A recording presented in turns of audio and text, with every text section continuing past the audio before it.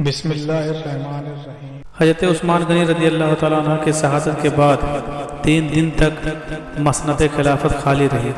مدینہ منورہ میں ہر طرف باغیوں کا زور تھا۔ خلافت امور سنبھالنا بھی ضروری تھا۔ صحابہ کی جماعت میں اس وقت حضرت علی رضی اللہ تعالیٰ عنہ کی ذات گرامی ہی ایسی تھی جنہیں خلیفہ منتخب کیا جا سکتا تھا۔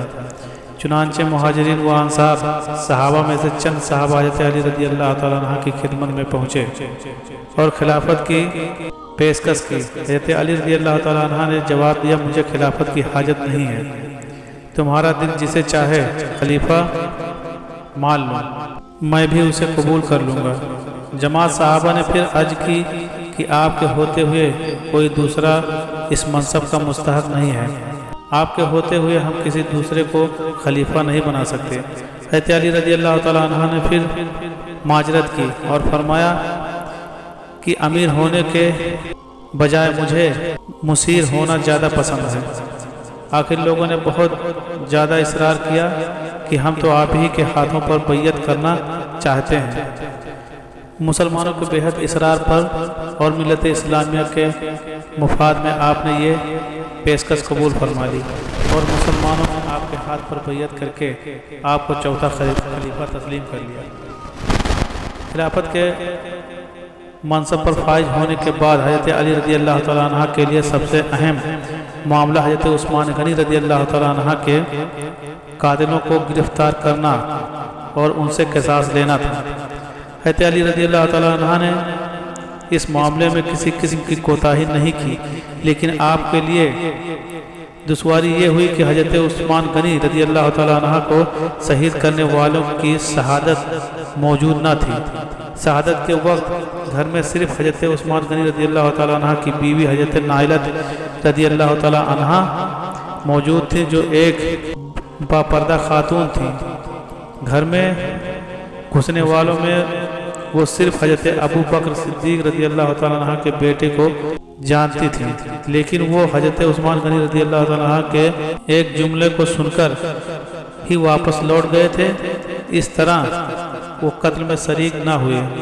بعد میں جو باغی موجود تھے ان کا تعلق کہاں سے تھا حضرت نائلہ یہ نہیں جانتی تھی۔ اس طرح حضرت علی رضی اللہ تعالیٰ عنہ کسی قاتل کو گرفتار کرنے میں کامیاب نہ ہوئے، لیکن حضرت عثمان غنی رضی اللہ تعالیٰ عنہ کی شہادت کا لوگوں کے دلوں پر اس قدر اثر تھا کہ عوام تو عوام صحابہ کی جماعت بھی قاتلوں کی گرفتاری کا مطالبہ کرتی رہی اور یہ معاملہ شدت اختیار کر گیا۔ امیر المومنین سیدنا حضرت علی رضی اللہ تعالیٰ عنہ لوگوں کو بار بار سمجھاتے، اے لوگوں، تم جو کہتے ہو میں اسے غافل نہیں، لیکن ان قاتلوں کو کیسے گرفتار کروں جن پر میرا قابو نہیں ہے۔ ملک شام کے گورنر حضرت امیر معاویہ رضی اللہ تعالیٰ عنہ تھے۔ حضرت ابو بکر صدیق رضی اللہ تعالیٰ عنہ نے جب ملک شام فتح کیا تو اس وقت حضرت ابو بکر صدیق رضی اللہ تعالیٰ عنہ نے حضرت امیر معاویہ رضی اللہ تعالیٰ عنہ کے بھائی حضرت زید بن ابو سفیان کو شام کا گورنر بنا دیا تھا۔ جب ان کا انتقال ہوا تو انہوں نے اپنی جگہ اپنے بھائی حضرت امیر معاویہ بن ابو سفیان رضی اللہ تعالیٰ عنہ کو دمشق کا حاکم بنا دیا۔ حضرت ابو بکر صدیق رضی اللہ تعالیٰ عنہ کے انتقال کے بعد حضرت عمر فاروق رضی اللہ تعالیٰ عنہ نے اپنے دور خلافت میں آپ کے اس عہدے کو برقرار رکھا اور پورے عہد فاروقی میں آپ دمشق کے حاکم رہے، یہاں تک کہ حضرت عثمان غنی رضی اللہ تعالیٰ عنہ نے اپنے عہد خلافت میں آپ کو پورے ملک کے شام کا حاکم یعنی گورنر بنا دیا۔ اس طرح آپ مجموعی طور پر 20 یا 22 سال ملک شام کے حاکم رہے۔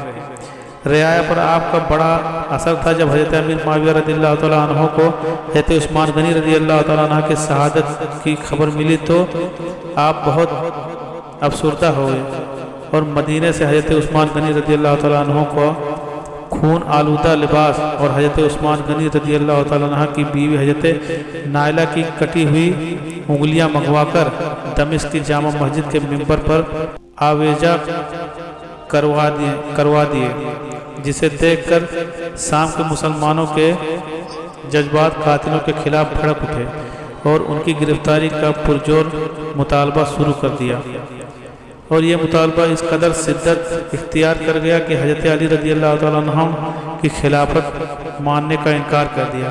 حضرت علی رضی اللہ تعالیٰ عنہ کو جب اس بات کا علم ہوا تو آپ نے حضرت امیر معاویہ رضی اللہ تعالیٰ عنہ کو معزول کرنے کا حکم جاری کیا، لیکن آپ معزول نہ ہوئے اور ایک مجبور لشکر تیار کر کے حضرت علی رضی اللہ تعالیٰ عنہ کو خلافت سے ہٹانے کی تیاری کرنے لگے۔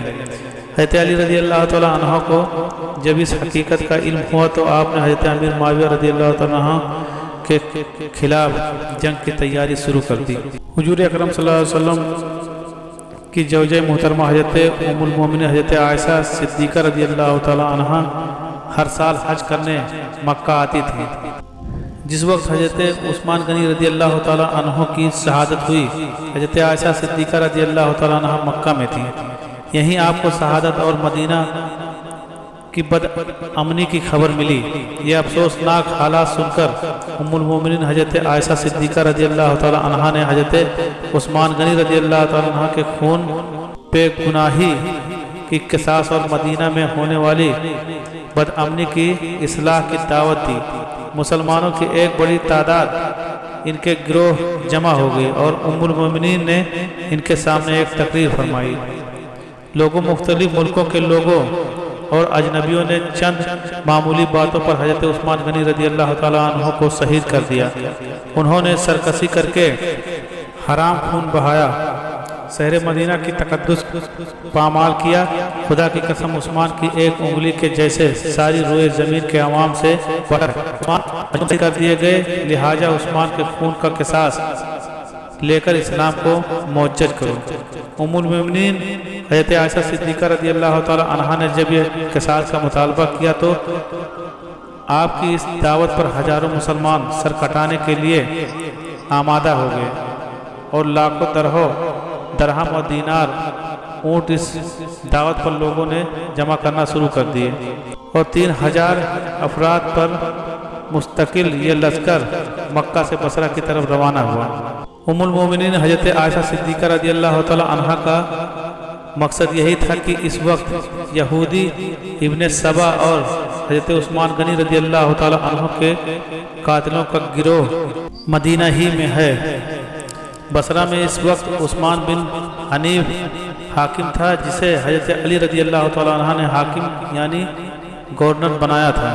انہوں نے بصرہ آنے کا سبب پوچھا تو آپ نے تقریر کر کے ہی ارشاد فرمایا، حضرت علی رضی اللہ تعالیٰ عنہ حضرت امیر معاویہ رضی اللہ تعالیٰ عنہ کے مقابلے کی تیاری کر رہے تھے، تو آپ کو یہ اطلاع بھی مل گئی کہ ام المومنین حضرت عائشہ صدیقہ رضی اللہ تعالیٰ عنہ بصرہ کے لوگوں کو عثمان کے قصاص کی دعوت دے رہی ہیں، اور یہ مطالبہ شام کے ساتھ ساتھ بصرہ میں بھی جور پکڑ رہا ہے۔ چنانچہ آپ نے حضرت امیر معاویہ رضی اللہ تعالیٰ عنہ سے مقابلے کا ارادہ ترک کیا اور مجبوراً ام المومنین سے مقابلے کا عزم کرنا پڑا۔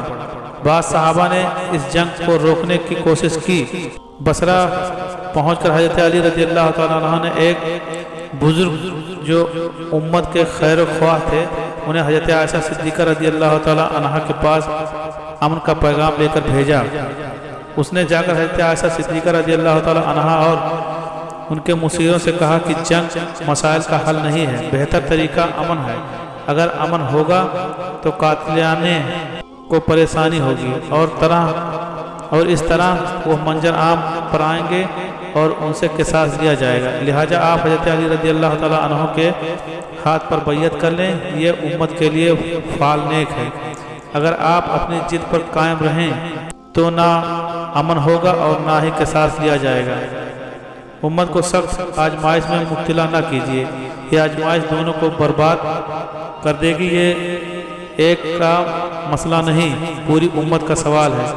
قاصد کی یہ باتیں حضرت عائشہ صدیقہ رضی اللہ تعالی عنہ نے پسند فرمائی اور فرمایا اگر علی بھی تمہاری ان باتوں کو پسند کریں تو معاملات بہتر ہو سکتے ہیں۔ قاصد نے یہ خوشخبری حضرت علی رضی اللہ تعالیٰ عنہ کو سنائی۔ آپ یہ پیغام سن کر بہت خوش ہوئے۔ اسلام دشمن سبائیوں اور حضرت عثمان غنی رضی اللہ تعالیٰ عنہ کے قاتلوں کو جب مسلمان میں اخلاق ہونا نظر آیا تو وہ منجرب ہو گئے اور آپس میں کہنے لگے اگر دونوں فریقوں میں صلح ہو گئی تو ہم لوگ کی خبر خیر نہیں اور ہم میں سے کوئی بھی زندہ نہیں بچے گا، اس لیے بہتر یہی ہے کہ سب مل کر حضرت علی رضی اللہ تعالیٰ عنہ کو بھی قتل کر دیں، دونوں فریقوں کو غور و فکر کا موقع نہ دو اور باقاعدہ مصالحت ہونے سے پہلے دونوں فوجوں کو باہم لڑوا دو۔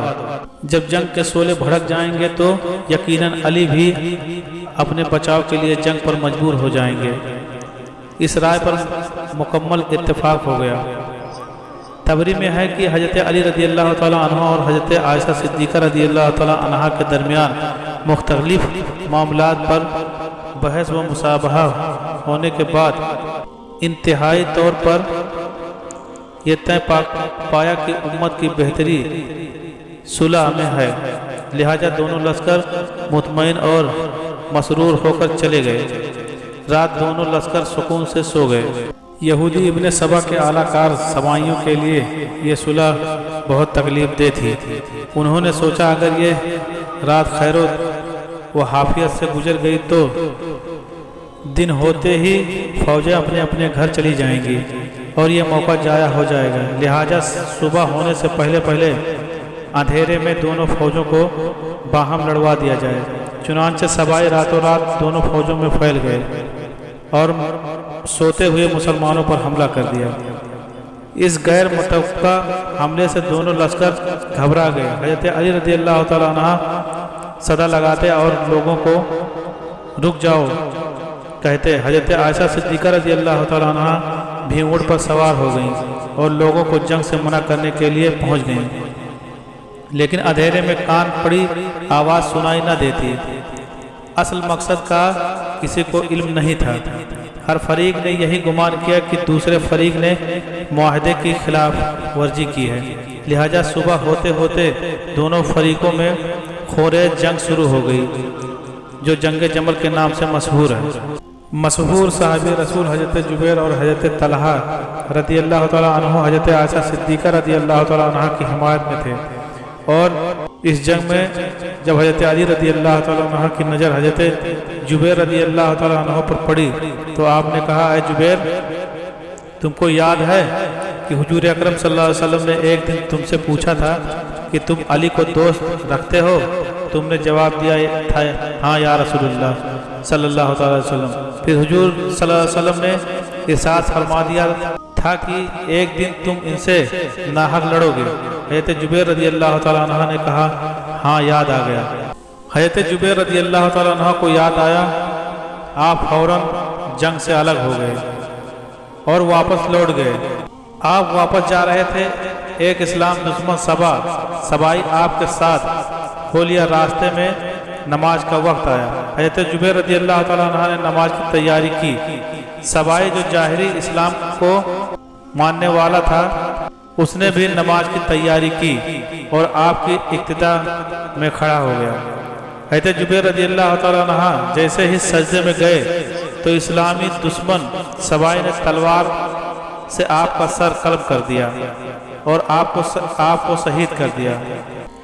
آپ جب شہید ہو گئے تو عمرو بن ہرموز نامی یہ سبائی آپ کا سر اٹھا کر حضرت علی رضی اللہ تعالیٰ عنہ کی خدمت میں آیا۔